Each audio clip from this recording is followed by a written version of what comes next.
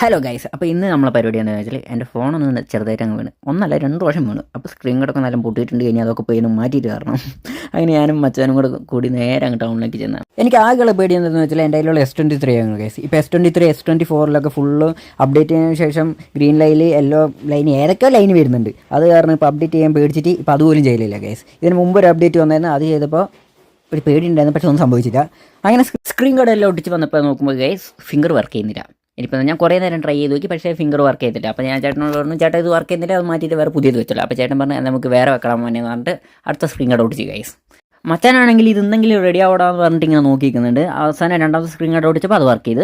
അപ്പോൾ നമ്മളെ ഫോണെല്ലാം റെഡിയായി ഗൈസ്. സ്ക്രീനൊക്കെ മാറ്റിയപ്പോൾ അടിപൊളിയായി. പിന്നെ അങ്ങോട്ടും ഇങ്ങോട്ടും ഒന്നും നോക്കി, അപ്പോൾ പ്രൈവസിയാണ്, സൈഡിൽ നോക്കിയാൽ അതിലൊന്നും കാണുന്നില്ല. പിന്നെ നമ്മളെ സ്കൂബിയാണ് ഫ്രണ്ടിലിരിക്കുന്നത്, എനിക്ക് അതിന് ഒത്തിരി ഇഷ്ടമാണ്, പാവം എൻ്റെ കൊച്ചി.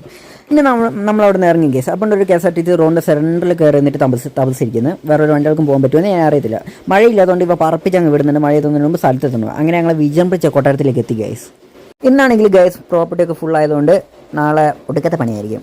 നാളെ നിൽക്കാൻ നേരം ഉണ്ടാവില്ല. അപ്പോൾ ഓക്കെ, എല്ലാവർക്കും ബൈ, ഞാൻ പോട്ട്.